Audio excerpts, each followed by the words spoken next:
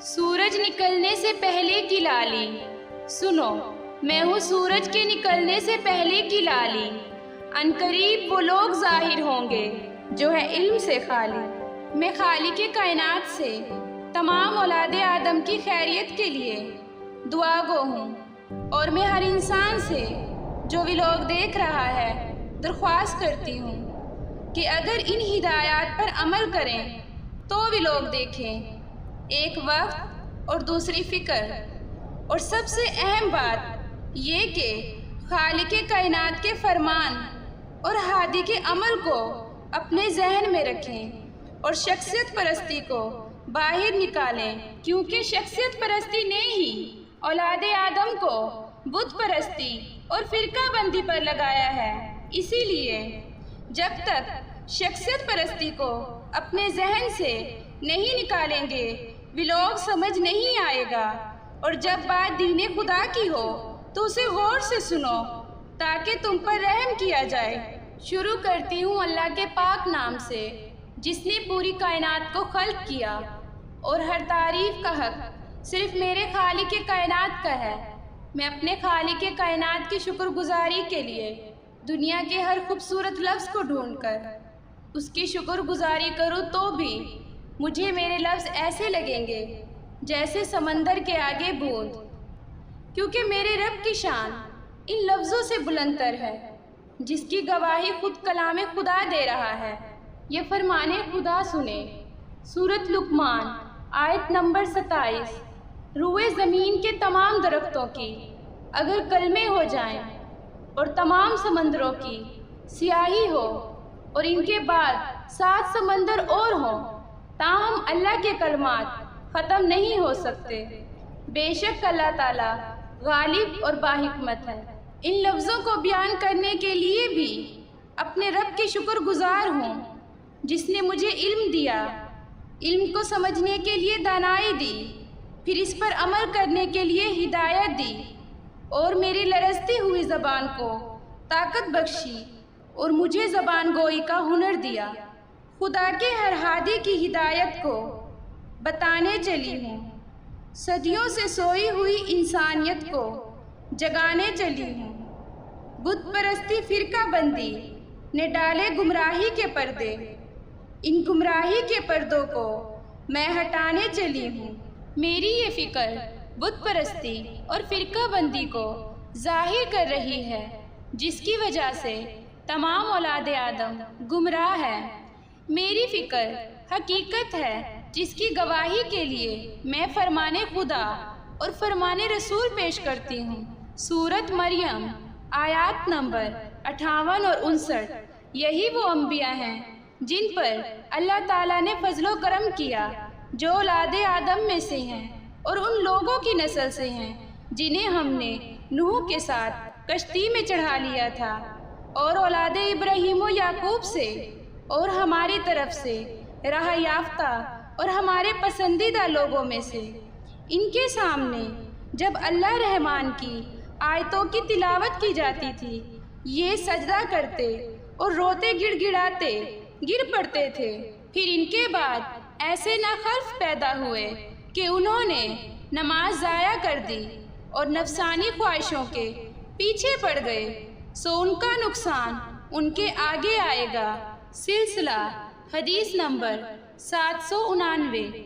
ابو سعید خدری سے مروی ہے، انہوں نے کہا میں نے نبی اکرم سے سنا فرما رہے تھے 60 سال کے بعد ناخلف لوگ ہوں گے جنہوں نے نماز ضائع کر دی، شہوات کی پیروی کرنے لگے، عنقریب و پس وہ غبی کی ملاقات کریں گے۔ پھر ان کے بعد ناخلف لوگ ہوں گے، قرآن پڑھیں گے لیکن ان کے حلق سے نیچے نہیں اترے گا۔ قرآن 3 آدمی پڑھتے ہیں، مومن، منافق اور فاجر۔ آپ نے فرمان خدا اور فرمان ہادی سن لیا ہے، بس ان میں فرق اتنا ہے کہ فرمان خدا ہے ہر ہادی کے بعد ناخلف لوگ پیدا ہوتے ہیں، لیکن حدیث میں ہے 60 سال بعد ناخلف لوگ پیدا ہوتے ہیں۔ بس ان ناخلف جاہلوں کی وجہ سے ہر دور میں بت پرستی اور فرقہ بندی خالق کائنات کے دین کی جگہ قائم ہوتی رہی ہے، جس میں اولاد آدم ڈوب چکی ہے۔ بس یہ فرمان خدا اور فرمان رسول آپ کو بت پرستی، فرقہ بندی اور خالق کائنات کا دین کیا ہے کے بارے میں فکر دے رہے ہیں۔ میں یہاں یہ بھی بتا دوں کہ دنیا میں جتنے بھی جھوٹے پیشوا ہیں، میرا ان سے کوئی واسطہ نہیں۔ اگر واسطہ ہے تو ایشور کے کلام اور شری کرشن جی کی ہدایت سے، حضرت موسیٰ کی ہدایت سے، گوتم جی کے عمل سے، یسوع مسیح کی ہدایت سے اور میرے مولا نبی اکرم کی ہدایت سے۔ جب آپ میرے ولاگ دیکھیں گے تو آپ پر ظاہر ہو جائے گا کہ جھوٹے پیشواؤں کی گمراہی سے جھلستی ہوئی اولاد آدم کے لیے میں خالق کائنات کے ہادیوں کی ہدایت کا ٹھنڈا جھونکا ہوں، کیونکہ ظلم اور جہالت سے جھلسی ہوئی اولاد آدم کے سامنے عنقریب خالق کائنات کی وہ نعمت ظاہر ہوگی جس نے دنیا سے جہالت اور ظلم کو ختم کر کے زمین پر ظلم کی جگہ محبت اور جہالت کی جگہ علم قائم کرنا ہے۔ بس میری یہ چھوٹی سی کاوش انسانوں کے ذہن ہموار کرنے کے لیے مددگار ثابت ہو، تاکہ وہ حقیقت کو آسانی سے سمجھ سکیں۔ پھر چاہے انسان کسی مذہب سے بھی تعلق رکھتا ہو، اس کا ذہن جہالت اور علم کے فرق کو سمجھنے کے بہت قریب ہو چکا ہوگا۔ پھر خالق کائنات کے اس برگزیدہ بندے کی ہدایت کو سمجھنے میں آسانی ہوگی۔ اور مجھے جو میرے خالق کائنات نے عقل کی بصیرت سے نوازا ہے، میں اس بصیرت سے دیکھ رہی ہوں کہ آنے والا وہ خالق کائنات کا برگزیدہ بندہ عنقریب ظاہر ہونے والا ہے۔ میں اپنے ان لفظوں کو سمجھانے کے لیے کچھ سابقہ اور کچھ حالیہ باتوں سے بیان کرتی ہوں۔ اگر سناتن دھرم والوں سے پوچھو تو وہ کہتے ہیں ہمارا کلکی اوتار آنے والا ہے۔ یہودیوں سے پوچھو تو وہ کہتے ہیں کہ ہمارا مسیحا آنے والا ہے۔ بھکشوؤں سے پوچھو تو وہ کہتے ہیں کہ ہمارا متریاں آنے والا ہے۔ اگر مسیحوں سے پوچھو تو وہ بھی کہتے ہیں کہ ہمارا نجات دہندہ آئے گا۔ اور ایسے ہی مسلمان اپنے امام مہدی کے انتظار میں ہیں۔ بس اگر میں دوسرے چھوٹے مذاہب کی فکر بھی بتاؤں تو وہ بھی اپنے مسیحا کے انتظار میں ہیں، اور وہ اپنے مسیحا کو کس کس نام سے یاد کرتے ہیں وہ اگر میں بتاؤں تو ویڈیو بہت لمبی ہو جائے گی۔ سب کا دعویٰ ہے کہ آنے والا نجات دہندہ جب بھی آئے گا تو وہ ہمیں چھوڑ کر باقی سب کو قتل کر دے گا اور صرف ہمارا ہی دین قائم کرے گا۔ یہ سب جھوٹے پیشواؤں کی پھیلائی ہوئی باتیں ہیں۔ پہلی بات کہ ہمارا نجات دہندہ ہمیں چھوڑ کر باقی سب کو قتل کر دے گا۔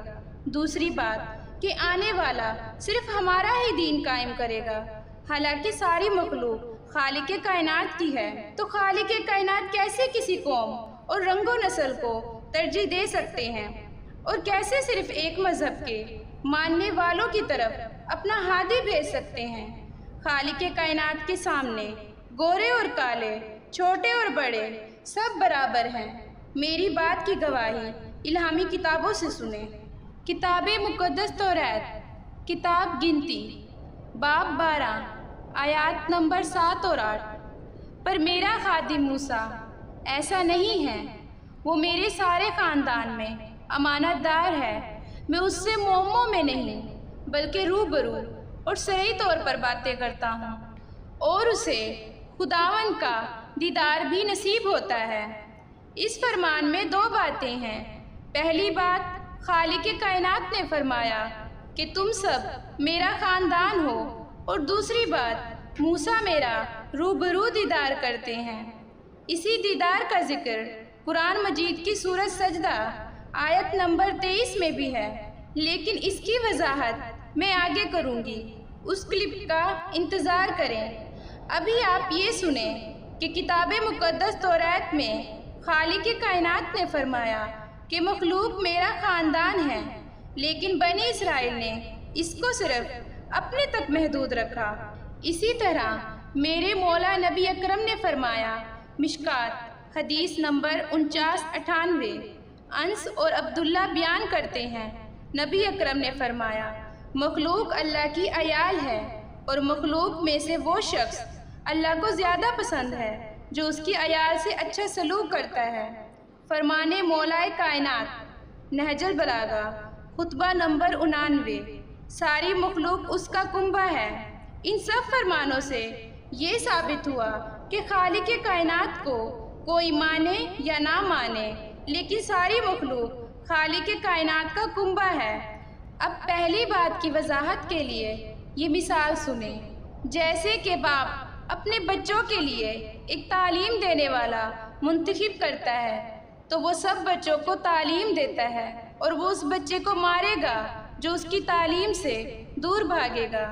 بس اگر یہ ایک عام آدمی کا عدل ہے تو خالق کائنات کیسے ظالم ہو سکتے ہیں کہ صدیوں سے گمراہ اولاد آدم کو ہدایت دیے بغیر ہی اپنے ہادی کو بھیج کر قتل کروانا شروع کر دیں گے۔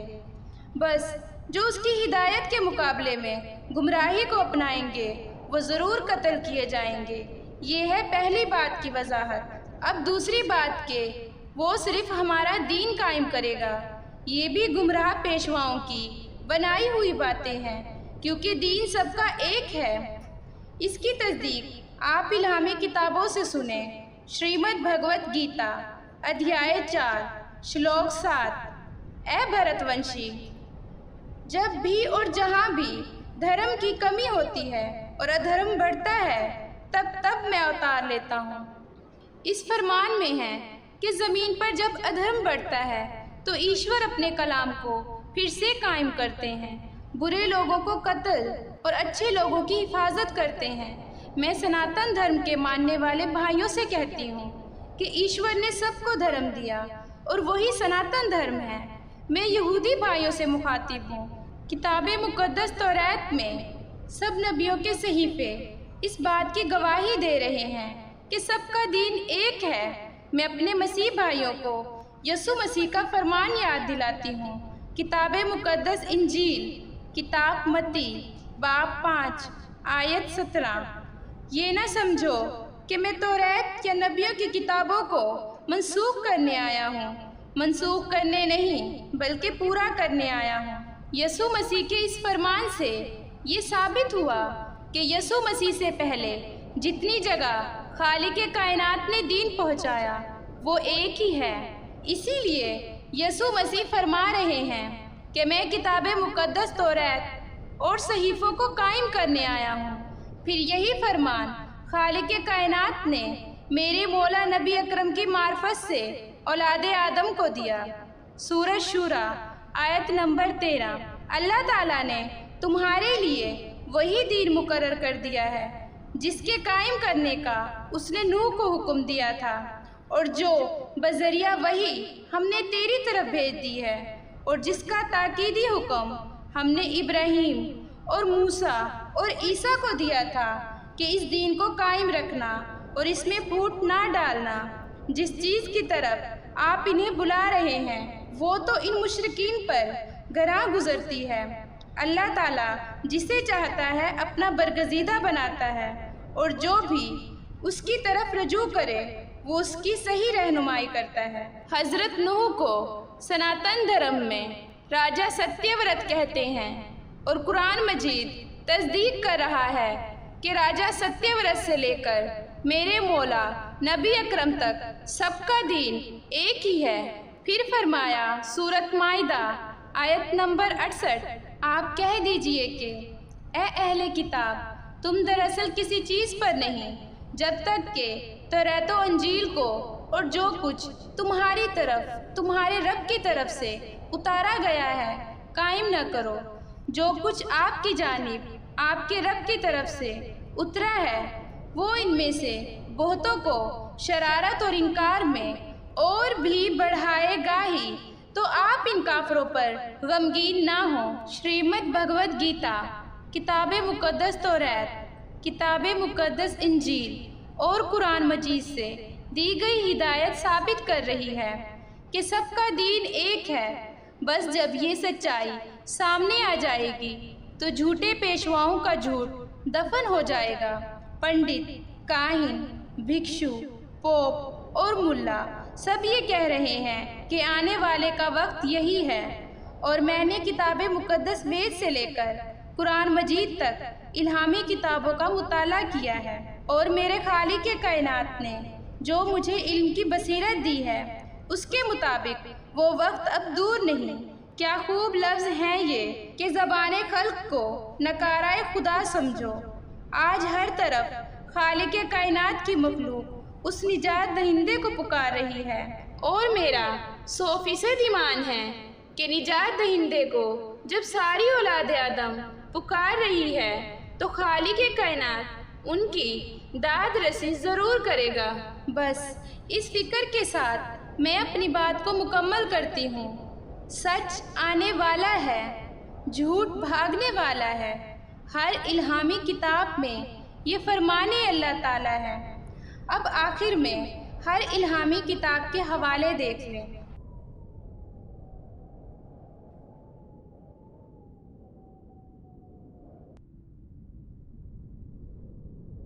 شری کرشن جی ایشور کے برگزیدہ ہادی ہیں، لیکن ہندوؤں نے انہیں ایشور کہنا شروع کر دیا۔ اس کی وضاحت آپ کلپ کسی نے اپنے ہادی کو خدا مانا، کسی نے خدا کا بیٹا مانا میں دیکھ لیں۔ گمراہی پر پہلی ضرب کا دوسرا ویلوگ ہے، لا علم عالم ہونے کا دعویٰ کر رہے ہیں۔ علم سے عمل تک سمجھنے کے لیے ہمارے 4 ویلوگ ہیں۔ نمبر 1، سورج نکلنے سے پہلے کی لالی۔ نمبر 2، لا علم عالم ہونے کا دعویٰ کر رہے ہیں۔ نمبر 3، خالق کائنات کا علم حاصل کرو اور زندہ رہو۔ نمبر 4، دنیا میں ہر شخص اپنے عمل کے لحاظ سے عالم ہے۔ تم شوق سے اس حقیقت پر کمنٹس کرنا، مگر لفظ لکھتے ہوئے خوف خدا سے ڈرنا۔